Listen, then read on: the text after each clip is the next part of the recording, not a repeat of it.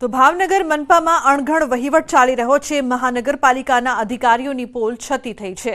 મહાનગરપાલિકા દર વર્ષે કરોડો રૂપિયાનો ખર્ચ કરીને રસ્તા બનાવવા માટે કરે છે, પરંતુ તાજેતરમાં શહેરના આનંદનગર વિસ્તારમાં આવેલી શ્રદ્ધા સોસાયટીમાં રસ્તો સારો હોવા છતાં ત્યાં નવો રોડ બનાવવાની કામગીરી શરૂ કરવામાં આવી હતી, પરંતુ રોડના ખાતમુહૂર્ત કરવા આવેલા પાલિકાના મેયર ભરત બારડે રસ્તો સારો હોવાથી ખાતમુહૂર્ત નહીં કરું તેમ કહ્યું હતું।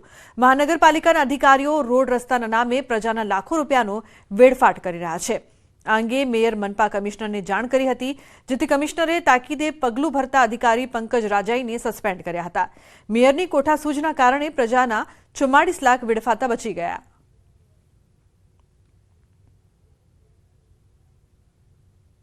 સ્થળ પર જઈને જે જગ્યાએ ખાતમુહૂર્ત કરવાનું હતું ત્યાં રોડ એકદમ નવો હતો, ખાતમુહૂર્ત કરવા જેવું હતું નહીં, રોડ બનાવવા જેવો હતો નહીં। તેથી મેં સૂચન કર્યું હતું કે અહીંયા રોડ બનાવાય નહીં, અહીંયા ખર્ચો કરાય નહીં। કોઈ પણ કારણોસર તેમણે આ જોયું હતું કે નહોતું જોયું એ મારા ધ્યાનમાં નથી, પરંતુ આ રીતે 44 લાખના ખર્ચે રોડ બનાવવાનો એસ્ટિમેટ રજૂ કર્યો। એટલું જ નહીં, આ એસ્ટિમેટનું ટેન્ડર થઈને કામ પણ સોંપાઈ ગયું અને ખાતમુહૂર્ત કરતી વખતે આ બાબત ધ્યાનમાં આવી, જે ખૂબ જ ગંભીર બાબત કહેવાય। તો અંબાજીમાં દાંતા હોસ્પિટલમાં વિરોધ, આરોગ્ય કેન્દ્રમાં સ્વાસ્થ્ય સાથે ચેડા થતા હોવાનો આક્ષેપ થયો છે। દર્દીઓને પૂરતી સારવાર ન અપાતી હોવાનો પણ આક્ષેપ, નર્સ અને સ્ટાફ ડિલિવરી કરાવતા હોવાનો આક્ષેપ કરવામાં આવ્યો। અઠવાડિયામાં તમામ સુવિધાઓ આપવાની માંગ કરી છે। સ્થાનિકોએ આરોગ્ય કેન્દ્રને તાળાબંધી કરવાની ચીમકી પણ ઉચ્ચારી છે। मैंने हारी गया, मैं कीधुं लिबोरेटरी करवाने हैं।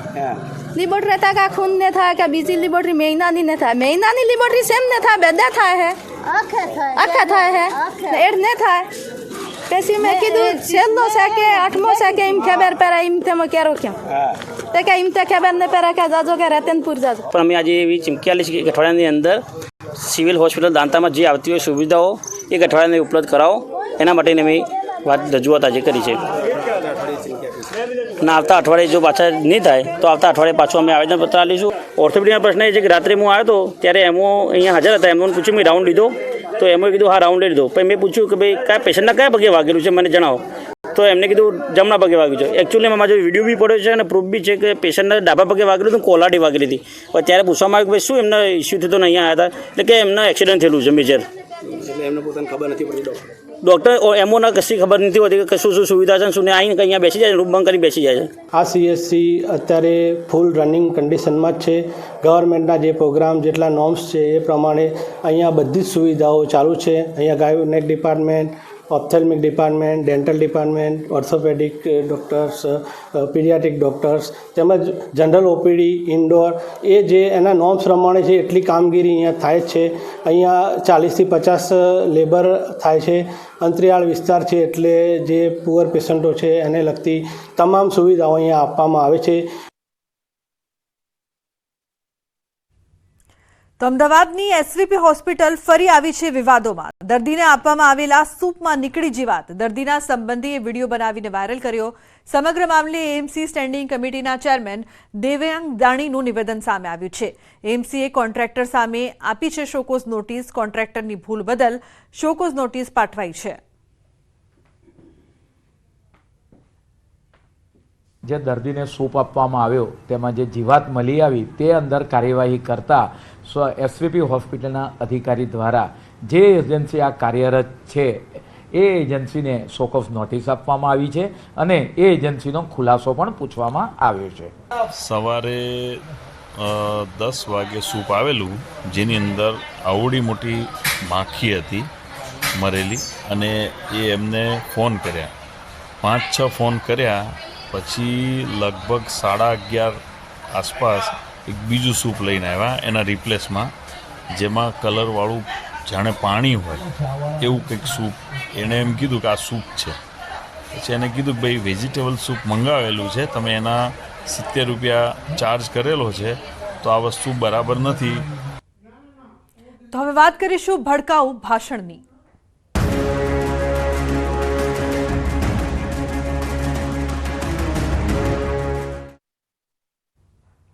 તો જૂનાગઢમાં ભડકાઉ ભાષણ મુદ્દે એટીએસની કાર્યવાહી. એટીએસ મુફ્તીને લઈ જઈ રહી છે. જૂનાગઢ માટે રવાના થઈ ગઈ છે. મુંબઈથી મુફ્તીની એટીએસ દ્વારા ધરપકડ ગઈકાલે કરવામાં આવી હતી. મૌલાનાને અમદાવાદ એટીએસ લાવવામાં આવ્યો છે. મુફ્તીને આજે જ જૂનાગઢ કોર્ટમાં રજૂ કરાશે. જૂનાગઢમાં ભડકાઉ ભાષણના આરોપમાં મૌલાના મુફ્તી સલમાન અઝહરીની ધરપકડ કરવામાં આવી છે. ગુજરાત એટીએસે મૌલાનાની મુંબઈના ઘાટકોપરથી ધરપકડ કરી છે. ગુજરાત એટીએસને 2 દિવસના ટ્રાન્ઝિટ રિમાન્ડ મળતા મૌલાનાને મુંબઈથી અમદાવાદ લઈ આવવામાં આવ્યો છે. મૌલાનાને જૂનાગઢ લઈ ગયા બાદ આજે જ કોર્ટમાં રજૂ કરીને તપાસ કરવામાં આવશે. જૂનાગઢમાં આયોજિત એક સભામાં મૌલાનાએ ભડકાઉ ભાષણ આપીને સનાતનના વિરોધમાં ઝેર ઓક્યું હતું, જેને લઈને પોલીસે ખુદ ફરિયાદી બનીને ગુનો નોંધ્યો હતો. અઝહરી સહિત 3 લોકો વિરુદ્ધ જૂનાગઢ બી ડિવિઝનમાં ફરિયાદ પણ નોંધાઈ હતી. મૌલાના સામે આઈપીસીની કલમ 153B અને 505(2) અંતર્ગત કેસ દાખલ કરીને કાર્યવાહી કરવામાં આવી રહી છે. 153B અંતર્ગત ધાર્મિક સમૂહો વચ્ચે દુશ્મની વધારવાનો ગુનો પણ દાખલ કરાયો છે. મુંબઈના એક પૂર્વ નેતાએ પણ ભલામણ કરી હતી. ત્યારે સલમાન અઝહરી કઈ સંસ્થાઓ સાથે જોડાયેલો છે તેની તપાસ એટીએસે શરૂ કરી છે. મૌલાનાને મદદ કરતી સંસ્થાઓમાં ફંડિંગ ક્યાંથી થાય છે તે અંગે પણ તપાસ થશે. હાલ સલમાન અઝહરીના આવા ભાષણ પાછળનો ઉદ્દેશ જાણવા પૂછપરછ હાથ ધરાઈ છે. તો શું છે મૌલાના મુફ્તી સલમાન અઝહરીનો મામલો? થોડાક દિવસ પહેલા જૂનાગઢમાં મુસ્લિમ સમાજના આગેવાનોનું એક સંમેલન યોજાયું હતું. આ સંમેલન બાદમાં ચર્ચાનો વિષય બન્યું હતું, કેમ કે આ સભામાં મુસ્લિમ આગેવાનોએ મંચ પર ભડકાઉ ભાષણ આપ્યું હતું. બાદમાં આ મામલે ફરિયાદ દાખલ કરવામાં આવી હતી. જૂનાગઢની કોર્ટ પાસે આવેલ નરસિંહ વિદ્યા મંદિરના મેદાનમાં જાન્યુઆરી માસમાં મુસ્લિમ સમાજની સભા યોજાઈ હતી, જેમાં મુંબઈ રહેતા મૌલાના સલમાન અઝહરીએ પોતાના ભાષણમાં ઉશ્કેરણી ફેલાવે એવું ભડકાઉ ભાષણ કર્યું હતું. આ સ્પીચનો વિડીયો સોશિયલ મીડિયા પર વાયરલ થયો હતો. આ બનાવમાં પોલીસ જાતે જ ફરિયાદી બનીને ગુનો નોંધ્યો હતો અને આરોપીની ધરપકડ માટે તજવીજ હાથ ધરી હતી.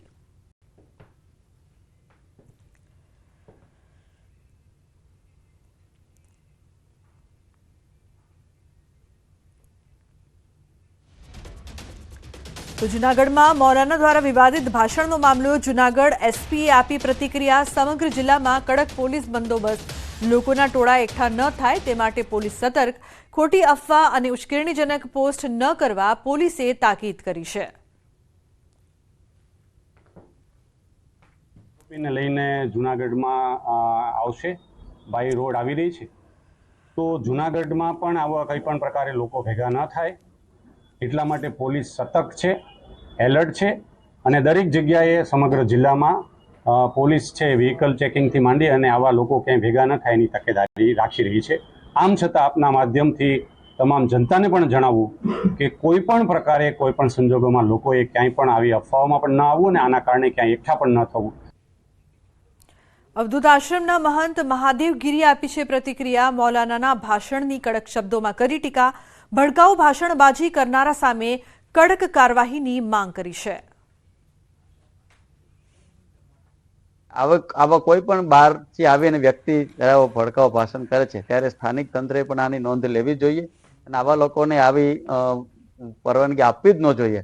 અને જ્યારે આપી છે અને આવું એક વાતાવરણ જ્યારે ડોળાયો છે ત્યારે આની શિક્ષાત્મક રીતે જે પણ પગલાં લેવાતા હોય એ તંત્ર પણ આના પગલાં લે અને આની સજા થાય એવી ચોક્કસ અમે આગ્રહ રાખીએ છીએ. કારણ કે જુનાગઢ એ શાંતિપ્રિય શહેર છે અને આવી શાંતિપ્રિય શહેરમાં કોઈ આવી અને અશાંતિ ઊભી કરે એ પણ જરા પણ ચલાવી લેવું ન જોઈએ. સમાચારનો પ્રવાહ યથાવત રહેશે. હાલ રોકાઈશું એક બ્રેક માટે. આપ જોતા રહો ન્યૂઝ 18 ગુજરાત.